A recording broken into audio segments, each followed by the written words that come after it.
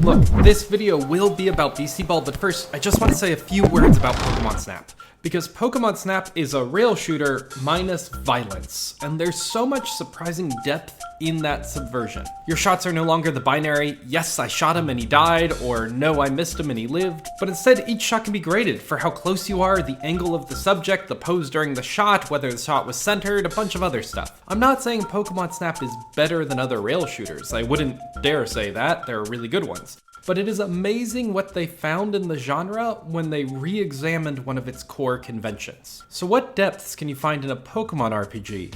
Minus violence. There's so much I love about Beastie Ball that I don't know how to contain in one video. It's like an old school Pokemon game layered on a sports anime, with amazing character designs, and with amazing quality of life features that make experimenting and team building so much easier. But the star of this game's design is definitely the combat, in which Mons compete not to beat each other up, but just to beat each other in volleyball, or a volleyball-like game. And while I wouldn't necessarily call Pokemon Snap the best rail shooter, I am very comfortable calling Beastie Ball the best Pokemon-like or creature collector that I've seen. So that's it for my hot takes. The rest of this video is just supposed to be an explanation of the combat system, and the things you'll start to think about and notice as you engage with that system. Because it's my hope that by explaining the system, the fun found in this game's depth will just become apparent. So here's the battlefield, 2 beasties on each side. There are 4 positions available on my side. Left back, left front, right front. Now already there's a way positionality is interesting. Being in the back means you take less damage, but also do less damage. So if you're playing defensively, you might want to stay in the back.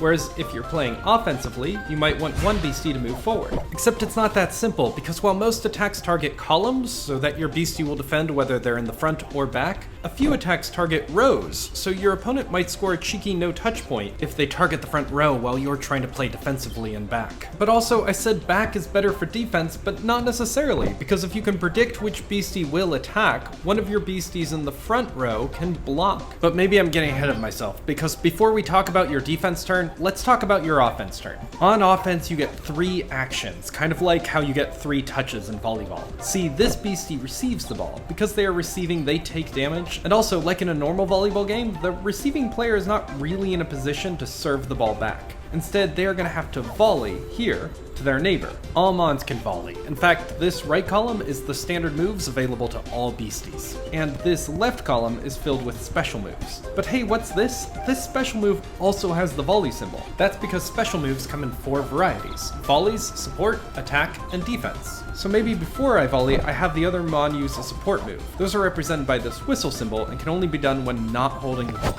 Then I volley with this special move, which adds an attack multiplier to the Mon who receives, which brings me to my last move, which needs to be an attack. But wait, I messed up.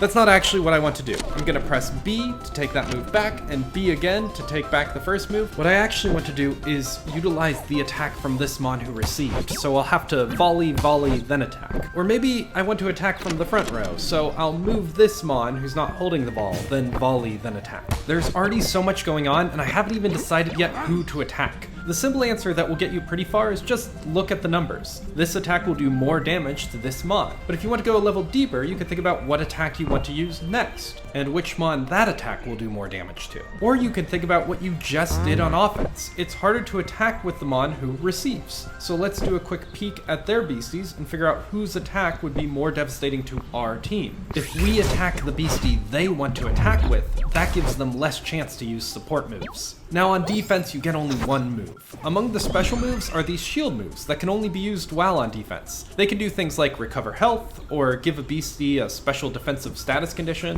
or improve a beastie's stats. But you can also move, maybe to the front row to defend from a front row attack, or maybe to the back row to take less damage. Or if one of your beasties is already at the front, you can block a beastie, which means that if that beastie attacks this turn, it will do less damage. And this is also your chance to switch out a beastie. Like in Pokemon where you have a team of 6 available, but only 1 or 2 in battle. Here you have a team of 5, but only 2 in battle. Switching beasties is a lot more viable than in Pokemon 2, because you don't miss out on attacking. In fact, there are some scenarios where there's nothing else you would want to do with your defensive action anyway. I think I'll shield with this guy. He's up front, so I think the opponent is likely to target him, but I don't know who the opponent's going to attack with. Let's see if I'm correct.